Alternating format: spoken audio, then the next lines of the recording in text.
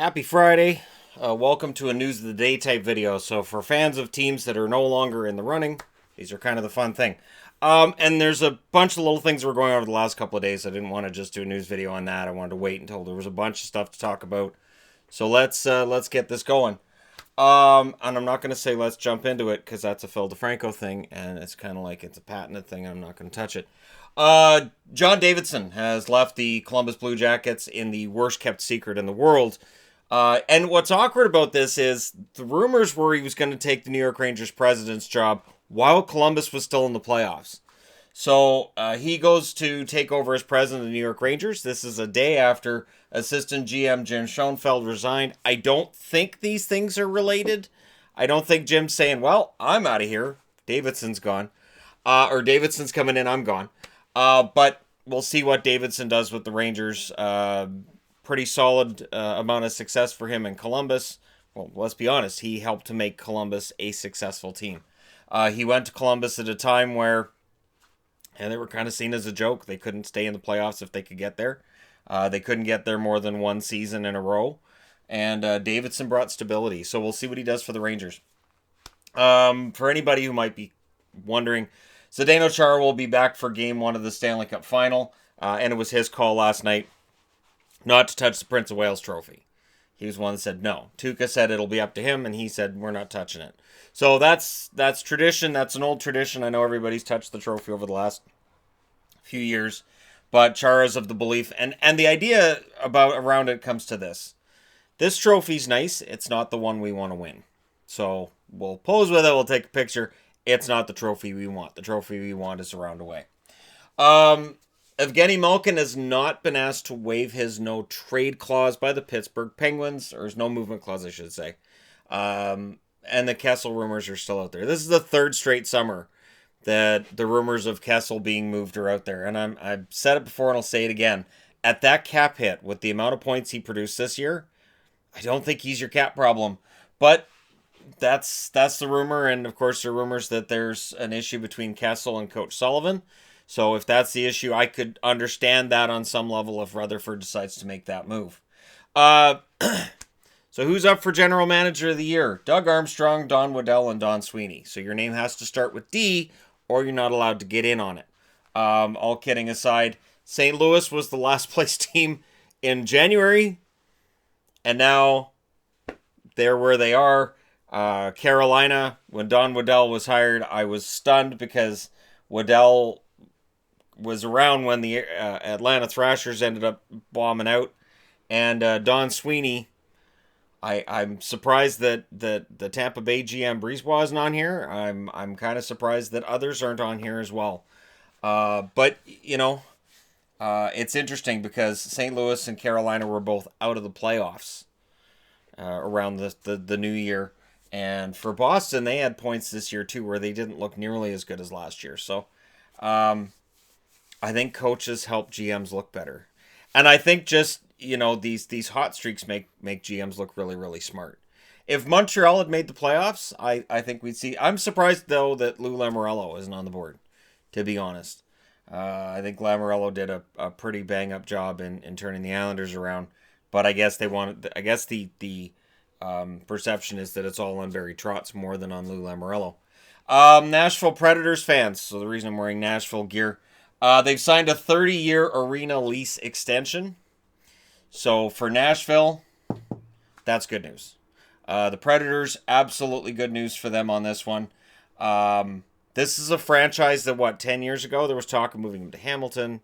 There was talk of moving them to Kansas City at one point. I know Pittsburgh was rumored for Kansas City at one point as well.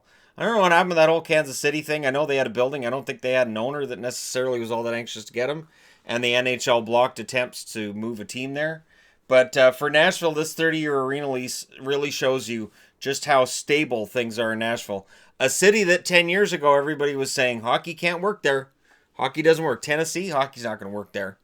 They should move that team out of there. That team should go. Hamilton's a great idea. Move Nashville to Hamilton where real fans will support them. Well, we can talk about how obnoxious Nashville fans can be during games, but you know what? They're there.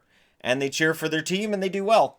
So, kudos to them, to the organization, and to stability for the National Hockey League. Craig McTavish just been hired by Locomotive of the KHL, which is, to me, the most random hiring I've ever seen in hockey. Just wait, McTavish is coming back to coach for a KHL team. That's weird. To me, that's weird. And we'll see how he does, and if he can parlay that into a return to the NHL to coach somewhere at some point in the future. This is kind of funny. So Jason Spezza was asked about whether or not he'd return to Ottawa, and he went, I wouldn't rule it out, kind of thing. And now Spezza returned. Like, is Spezza going back to Ottawa? Look, he had a good playoff. His regular season, he was invisible a lot. He is no longer the player that played for the Ottawa Senators. And, if he goes back to Ottawa, I just wonder which young kid's job would he be taking in Ottawa if he went back. And I don't think he exactly fits the vision of Eugene Melnyk and what he wants to do. Where it may work is if they're going to play it as like a prodigal son returning to the city at a time when everybody wants out. They could use Spezza and say, see, somebody wants back. See, there's players that want to come back here. So it's not earth-shattering if he goes back to Ottawa. Might actually bump his stats up a little bit. He'd be playing with a bunch of kids, and he'd probably get more ice time than he was getting in Dallas. The unrestricted free agent interview period starts on June 23rd.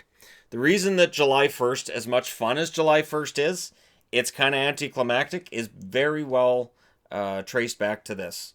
So when you're an unrestricted free agent as of June 23rd, which is a month and 6 days from now, teams can start calling him. So we want to talk contract. We want to talk to you. Can we talk to you? And then on July 1st, you finalize the contract. So very often, we already know when July 1st rolls around where the big names are going.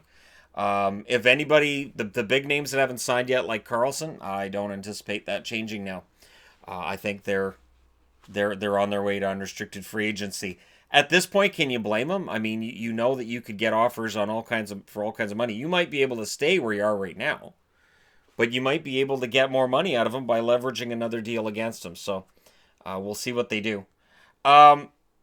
Officiating, and I've done it to death, so I'm not going to do a video on this. But Travis Yost on TSN today has an article on something that I've always hated in hockey: even up penalties. So he's got basically, are even up penalties an issue with officiating in the NHL? My answer is yes. I don't need to go very far into the article to say, yeah, absolutely they are. When I look at a series and I see this team's had 15 power plays, this team's had 15 power plays, that's the first thing that goes into my head is, so they had even ups. Or you'll see one game where both teams have 5 power plays, and the next game, both teams have 1 or 2, and I go, okay, so they let everything go that night. There is definitely something to be said, and it's funny because you'll hear it during the game where announcers will say, okay, the last 2 penalties went to Vancouver. You can expect the next one to be on Calgary. And sure enough, something will happen. It'll be something minor, and then, there it is. There's the penalty on Calgary. It's a mentality for officials, and I get why they do it. They do it because they don't want to decide the game. They want to make sure the players decide the game, so they let things go. And I've even said this watching a game where you'll see like a 5-on-3, and the team with 3 players will mug somebody in the corner, and the fans go nuts. I'm like, man, they've already got 2 penalties. They're not going to get a third. So there is something to be said for whether or not officials, and again, I kind of feel like what the NHL needs to do is have the competition committee get together and get together with officials and say, you know what, this game is kind of broken. It's faster, it's younger, it's all the players. Players are bigger. It's harder to officiate using the same standards we used 20 years ago. So we need to update where we are and what we call and what we don't to suit the game the way it's being played now. I would even agree with just changing rulebook. Just changing some of the penalties, the rulebook, and make it so some things just make more sense. And they're never going to take the controversy out, but even up penalties are frustrating. It is really frustrating. And I've been a frustrated fan on both sides of that, where my team's had 3 penalties and the other team hasn't had any. And I'm like, all right, well, we're going to get one. There it is. That's cheap. And then, where, we've had 3 power plays. Oh, we're going to have to kill a penalty. Oh, yeah, there it is. And then on the last note, on a happy note, Joe Sakic, Colorado Avalanche, for Avs fans who might still be a little bit upset about the way the last round ended and the way things went, he vows to be aggressive in the unrestricted free agent market. So unlike previous times where Colorado makes the playoffs and falls out, this year they came back, they made the playoffs back-to-back years. Sakic understands what he's got with this team, and if he wants to be aggressive in the free agent market, it'll be very interesting to see what he comes up with. Does he make a move for Karlsson? Is there any hope to get a Panarin? Like, Panarin's been pretty clear about where he'd like to play, which is why the Rangers look like the most obvious choice. Florida could kind of make sense too. He wants the big metro feel, like metropolitan, not metro division, because Columbus is in the metro and he doesn't want to stay there. But would Denver work for him? Or would he look at Colorado and say, not really my thing? So if Sakic's going to be aggressive, it's going to be very interesting to see what he does this summer. But there you go. Sort of the news of the day kind of thing. Let me know what you guys think in the comment section below as always. Don't forget to hit like and subscribe if you're browsing your way through. You just happened upon this video. Thank you guys so much for watching. I'll talk to you again soon.